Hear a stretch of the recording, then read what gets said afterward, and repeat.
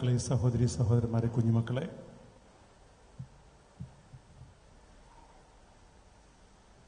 താന്നിപ്പുഴയുടെ പുത്രൻ സ്വർഗീയമായ കടലിനോട് ചേരുകയാണ്. ഈ പുഴ താന്നൊഴുകാൻ എപ്പോഴും ശ്രമിച്ചിരുന്ന പുഴയാണ്. അച്ഛൻ്റെ ജീവിതം അങ്ങനെയാണ്.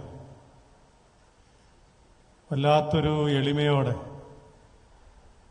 സൗമ്യതയോടെ, സ്വാത്വികമായി ഒഴുകിക്കൊണ്ടിരുന്ന ഒരു പുഴ അത് കടലിനോട് ചേർന്നു. നമ്മളെ ആയിട്ടാണ് വന്നിരിക്കുന്നത്. ഇത്രയും സെറിൻ പേഴ്സണാലിറ്റി ആയിട്ട് ജീവിച്ചിരുന്നൊരു വ്യക്തി, അദ്ദേഹമായിരുന്ന ഇടങ്ങളിലൊക്കെ എത്ര പ്രതിസന്ധി ഘട്ടങ്ങളിലും അതിനെ ശാന്തമാക്കാനുള്ള അപൂർവ സിദ്ധി അദ്ദേഹത്തിനുണ്ടായിരുന്നു. ഒരു വേള തന്നെ വിഷമിപ്പിക്കുന്നവരോട് പോലും വളരെ നോബിളായിട്ട് പെരുമാറാം. എപ്പോഴും ഏതൊരു മനുഷ്യൻ്റെയും ജീവിതത്തിൻ്റെ കാമ്പ് തെളിഞ്ഞു വന്നത് ഒരു ക്രൈസിസ് സമയത്ത്, ഒരു പ്രതിസന്ധി ഘട്ടത്തിൽ അവരെങ്ങനെ പെരുമാറുന്നു എന്നുള്ളതാണ്. നൊബിലിറ്റി ഓഫ് ഹാർട്ട്, അത് മാണിക്കത്താൻ അച്ഛന് സ്വന്തമായത്. അത്ര നോബിളായിട്ട് ഏത് മനുഷ്യനോടും ഇടപെടാനായിട്ട് അദ്ദേഹത്തിന് സാധിച്ചിരുന്നു. ഒരുപക്ഷെ അദ്ദേഹം ഇരുന്ന പള്ളികൾ നമുക്കറിയാം. കിഴക്കമ്പലം മുതൽ കൊടവച്ചൂർ വരെയുള്ള അദ്ദേഹത്തിൻ്റെ ജീവിതകാലത്തിനിടയിലുണ്ടായ എല്ലാ ദേവാലയങ്ങളിലും അദ്ദേഹം ദൈവജനത്തെ തന്നെക്കാളും ശ്രേഷ്ഠരായി എപ്പോഴും കണക്കാക്കിയിരുന്നു. അതുകൊണ്ടാണ് അങ്ങനെ ഒരു അഗാധമായ എളിമ അദ്ദേഹത്തിന് കാത്തു സൂക്ഷിക്കാനായിട്ട് സാധിച്ചത്. ലിസി ഹോസ്പിറ്റല് അതിൻ്റെ ഹാർട്ട് ഇൻസ്റ്റിറ്റ്യൂട്ട് തുടങ്ങാനായിട്ട് ഉള്ള എല്ലാ സാഹചര്യങ്ങളും ഒരുക്കി വെച്ചത് അദ്ദേഹമാണെന്ന് ഡോക്ടർ റോണി സാക്ഷ്യപ്പെടുത്തുമ്പോൾ, അല്ലെങ്കിൽ രണ്ട് പള്ളികൾ, നമ്മുടെ ചേർത്തല മുട്ടം പള്ളിയും വയലാർ പള്ളിയൊക്കെ ഒരുമിച്ച് പണിയാനായിട്ട്, ഒരേ സമയം രണ്ട് ദേവാലയം പണിയാനുള്ള കർമ്മകുശലത, അതിൽ കർമ്മകുശലത എന്നതിനേക്കാൾ ഉപരിയായിട്ട് അദ്ദേഹത്തിൻ്റെ മനസ്സിൻ്റെ ഒരു നൈർമല്യമാണ് അതിലുള്ളത്. ആ ഇടപെടലുകളുടെ ഒരു തരം സ്നേഹവായ്പുണ്ട്.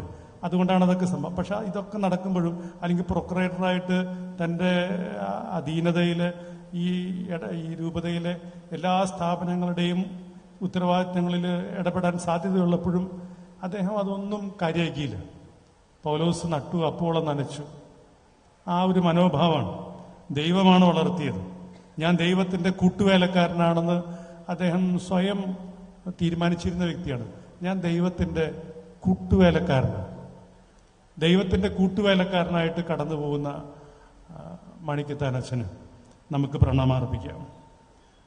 ഓർക്കെയാണ്, അരമനയിൽ വെച്ചിട്ടാണ് അദ്ദേഹത്തെ കൂടുതൽ പരിചയം. പ്രൊക്രേറ്ററായിരിക്കുമ്പോൾ ഒരു ചേട്ടൻ ഭയങ്കരമായിട്ട് ദേഷ്യപ്പെട്ട്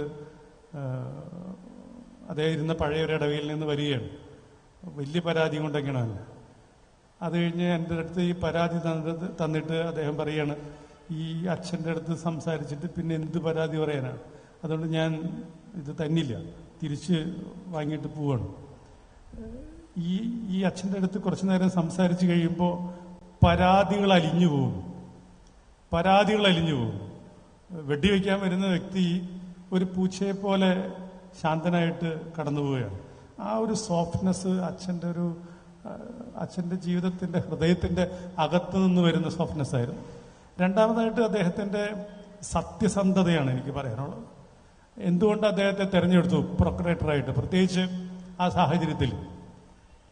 അത് ഏലി പ്രവാചകൻ 1 സാമുവേൽ 2-ാമത്തെ അധ്യായം 35-ാമത്തെ തിരുവചനത്തിൽ നമ്മൾ വായിക്കുന്നുണ്ട്, എനിക്ക് വേണ്ടി വിശ്വസ്തനായ ഒരു പുരോഹിതനെ തിരഞ്ഞെടുത്തു. എനിക്ക് വേണ്ടി വിശ്വസ്തനായ ഒരു പുരോഹിതനെ. അതെപ്പോഴാണ് തിരഞ്ഞെടുക്കുന്നത്?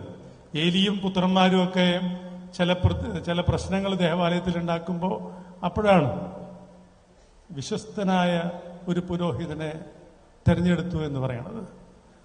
അങ്ങനെ വിശ്വസ്തനായ ഒരു പുരോഹിതനെയാണ് നമ്മുടെ അതിരൂപതയുടെ കൺസൾട്ടേഴ്സ് ഫോറം തിരഞ്ഞെടുത്തത് ഈ രൂപതയെ നയിക്കാൻ. പ്രത്യേകിച്ച് അതിൻ്റെ ഏറ്റവും അപകടകരമായ കൊടുങ്കാറ്റും പേമാരിയും ഇടിവെട്ടും ഒരുമിച്ച് വരുന്ന നിമിഷങ്ങളിൽ അതിനെ ശാന്തതയോടെ കൈകാര്യം ചെയ്യാനായിട്ട് ഒരാളെ ആവശ്യമുണ്ടായിരുന്നു. അപ്പോഴാണ് അദ്ദേഹം ആ പ്രതിസന്ധി ഘട്ടത്തിൽ കൊറോണ കാലത്ത് അദ്ദേഹം ഇത് ഏറ്റെടുക്കുന്നത്. വളരെ മനോഹരമായിട്ട് തന്നെ ഏൽപ്പിച്ച ദൗത്യം അത്ഭുതത്തോടെയാണ് ഞാൻ പലപ്പോഴും അദ്ദേഹത്തെ കണ്ടിരുന്നത്. കാരണം ഒരു വഴിക്ക് എൻഫോഴ്സ്മെന്റ്, പോലീസ്, വാസ്, അങ്ങനെ ഇൻകം ടാക്സ് ഓരോന്ന് വരുമ്പോഴും അതിൻ്റെ ഇടയിലൊക്കെ അദ്ദേഹം നിന്ന നിൽപ്പ്, ഒരേ സമയം നയതന്ത്രജ്ഞത, അതേസമയം സത്യം മാത്രമേ പറയുള്ളൂ എന്നുള്ള കടുത്ത നിലപാട്, അതേസമയം ആർക്കും ഒന്നും പറ്റരുത്, ആരുടെയും പേര് മോശമാകരുത്, ആരെയും പരമാവധി വേദനിപ്പിക്കരുത് എന്നുള്ളൊരു നിലപാട് ഒരിക്കലും പോലീസിനെ അദ്ദേഹം വിളിച്ചിട്ടുണ്ടെന്ന് എനിക്ക് തോന്നാറില്ല. അത്രയും പ്രതിസന്ധി ഘട്ടത്തിൽ പോലും ഒരിക്കലും അദ്ദേഹം വിളിച്ചിട്ടുണ്ടാവില്ല. അങ്ങനെയാണ് അദ്ദേഹം. ആർക്കും ഒന്നും പറ്റരുത്. ഇത് യോജിച്ചു കൊണ്ടുപോകാൻ ഭയങ്കര പ്രയാസമാണ്. വല്ലാത്തൊരു നിലപാട്, സത്യസന്ധത ഒരു വഴിക്കുള്ളപ്പോൾ മറുവഴിക്ക് നമുക്ക് അങ്ങനെ ആരെയും രക്ഷിച്ചെടുക്കാനൊന്നും പറ്റൂല. പക്ഷേ അണിക്കിത്താൻ അച്ഛൻ, അത് അച്ഛൻ്റെ പ്രത്യേകതയാണ്, അച്ഛൻ്റെ പാകതയാണ്. ആ പാകതയിൽ അദ്ദേഹം തന്നെ ഏൽപ്പിച്ച ഉത്തരവാദിത്വം ഏറ്റവും മനോഹരമായിട്ട് പൂർത്തീകരിച്ചു. നേരത്തെ ആരെഴുതിയതുപോലെ സ്ഫടിക തുല്യമായ സുതാര്യതയോടെ അദ്ദേഹം തന്നെ ഏൽപ്പിച്ച ജോലികൾ എല്ലായിടത്തും, ഏതടവകയിലായാലും ശരി, അവിടെ എല്ലായിടത്തും അദ്ദേഹം പൂർത്തിയാക്കി. മൂന്നാമതായിട്ട് അദ്ദേഹത്തെ പറ്റി പറയാനുള്ളത്, ഒരുപക്ഷെ ഏതൊരു പുരോഹിതനും ഏറ്റവും അധികം ആവശ്യമുള്ള സ്നേഹമാണ്. സ്നേഹം മാത്രം മൂലധനമാക്കി ഇറങ്ങുന്ന ഒരു അപൂർവമായ ജോലിയാണ് ഈ പൗരോഹിത്യം എന്നുള്ളത്. അവിടെ നല്ല ഇടയനാകുക എന്നുള്ളത്. നല്ല ഇടയനാകണമെങ്കിൽ സ്നേഹം വേണം. അത് മറ്റുള്ളവർക്ക് വേണ്ടി ജീവൻ ബലി കഴിക്കുന്ന സ്നേഹമാണ്. അദ്ദേഹത്തിന് രോഗമുണ്ടായിരുന്നു, കുറച്ച് കാലങ്ങളായിട്ട് തുടങ്ങിയ രോഗം. എനിക്ക് തോന്നുന്നു മുരിങ്ങൂര് അദ്ദേഹം വികാരി അച്ഛനായിട്ടിരിക്കുമ്പോൾ തുടങ്ങി ഗ്യാസ്ട്രോ സംബന്ധമായ രോഗത്താൽ വല്ലാതെ വിഷമിച്ചിരുന്ന വ്യക്തിയാണ്.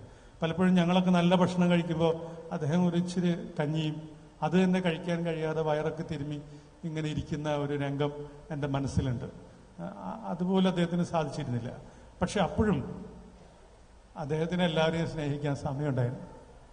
ഏത് രോഗാവസ്ഥയിലും അദ്ദേഹത്തിന് അതിന് സമയമുണ്ട്. അദ്ദേഹത്തിന് ലളിത ജീവിതം. ഒരു സ്കൂട്ടറാണ്, ആ സ്കൂട്ടർ ആർക്ക് വേണമെങ്കിലും എടുക്കാം. ആ സ്കൂട്ടർ ഇപ്പോൾ ഉണ്ടാവും എനിക്കറിയില്ല. ആർക്ക് വേണമെങ്കിലും എടുക്കാവുന്ന സ്കൂട്ടറാണ് അദ്ദേഹത്തിൻ്റെ സ്കൂട്ടർ.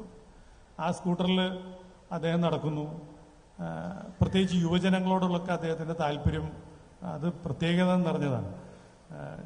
ഞങ്ങളുടെ കൂടെ പോലും അദ്ദേഹം ഷട്ടിൽ കളിക്കാനൊക്കെ ഈ വയ്യാണ്ടിരിക്കുമ്പോൾ പോലും അദ്ദേഹം വരും.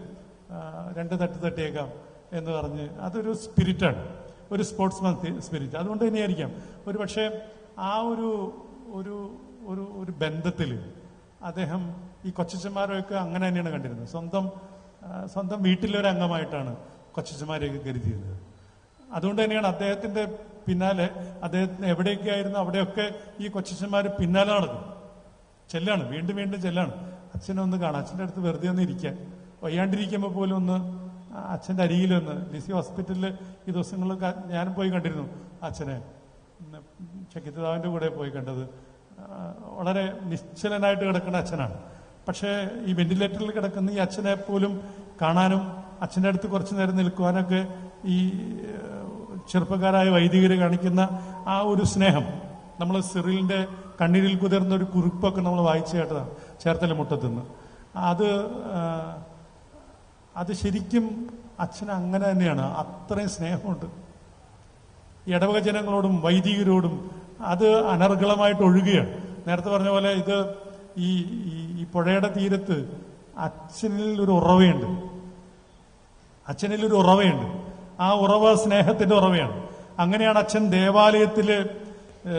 ദേവാലയം ദൈവത്തിന്റെ ആലയമായിട്ട്, അത് അദ്ദേഹം വെറുതെ പണിത ദേവാലയങ്ങൾ മാത്രമൊന്നുമല്ല, അദ്ദേഹം ദേവാലയങ്ങളൊക്കെ പണിതുണ്ട്.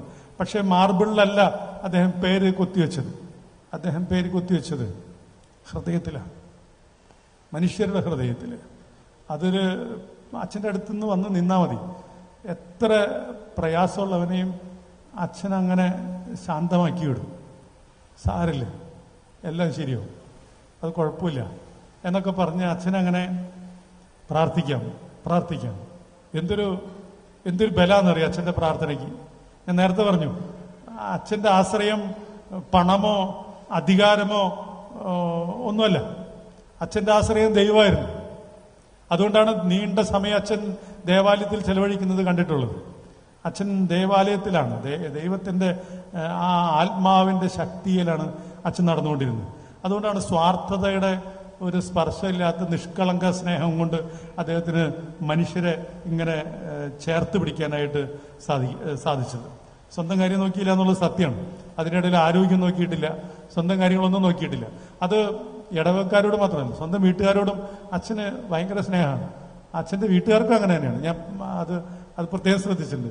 അച്ഛൻ്റെ വീട്ടുകാർ എവിടെ ഇരിക്കുന്നുണ്ട് എനിക്കറിയാം. അവർ എന്തൊരു ബഹുമാനത്തോടെയാണ് ഈ വൈദികനെ കണ്ടിരുന്നത്. അത്ര താല്പര്യം അവർക്കുണ്ടായിരുന്നു. വയലിക്കോടത്തച്ഛനാണ് മാണിക്യത്താനച്ഛൻ മാണിക്യമാണെന്ന് എഴുതിയത്. മാണിക്യത്താനച്ഛൻ ശരിക്കും മാണിക്യമാണ്. നാടുനീളെ ഫ്ലക്സുകൾ ഉയരുന്നുണ്ട്, ഫുട്ബോൾ കളിക്കാരുടെ. പക്ഷേ നമ്മുടെ ഹൃദയത്തിലാണ് മാണിക്യത്താനച്ഛനെ ഒട്ടിച്ചു വച്ചിരിക്കുന്നത്. മാനുഷികതയും ദൈവികതയും കലർന്ന തങ്കപ്പെട്ടൊരു മനുഷ്യൻ. ഞാൻ ചിലപ്പോഴൊക്കെ തല്ലുകൂടിയിട്ടുണ്ട്. അച്ഛൻ ഇച്ചിരി പിശുക്കനായിരുന്നു, അറിയാലോ. രൂപതയുടെ വലിയ കടക്കണിയിൽ നിൽക്കുമ്പോഴാണ് അച്ഛൻ ആ ഉത്തരവാദിത്തം ഏറ്റെടുക്കുന്നത്. ആ സമയത്ത് അച്ഛൻ പിശുക്കേണ്ടിയിരുന്നു. പിശുക്കാലേ ശരിയാവുള്ളൂ. അങ്ങനെ നന്നായിട്ട് പിടിച്ചു വെച്ച് അതിരൂപതയാണ് ഹൃദയം നിറയെ. ആ അതിരൂപതയെ നമ്മുടെ അതിരൂപതയെ നമ്മുടെ സ്വന്തമാണെന്ന് അത് അച്ഛൻ്റെ ചങ്ക് കുത്തി തുറന്ന തിരുഹൃദയം കാണാൻ പറ്റും. തിരുഹൃദയത്തിന് പ്രതിഷ്ഠിതമായ എറണാകുളം അങ്കമാലി അതിരൂപത കാണാൻ പറ്റും. അങ്ങനെ മാനുഷികതയും ദൈവികതയും സമഞ്ജസമായി സമ്മേളിച്ച തങ്കപ്പെട്ട ഈ മനുഷ്യന് നമ്മൾ യാത്ര പറയുകയാണ്. എളിമയുടെ സൗമ്യത കൊണ്ട്, സത്യസന്ധതയുടെ നട്ടെല്ലുയർത്തി, സ്നേഹത്തിൻ്റെ തേരിലേറി നിത്യസമ്മാനത്തിൻ്റെ കടലിലേക്ക് യാത്രയാകുന്ന ഈ താന്നിപ്പുഴയിലെ പ്രിയപ്പെട്ട സ്നേഹത്തിൻ്റെ ഉറവയുള്ള ഞങ്ങളുടെ പ്രിയപ്പെട്ട മാണിക്യത്താനച്ഛന് പ്രണാമം. വിട. പിതാവിൻ്റെയും പുത്രൻ്റെയും പരിശുദ്ധാത്മാവിൻ്റെയും നാമത്തിൽ.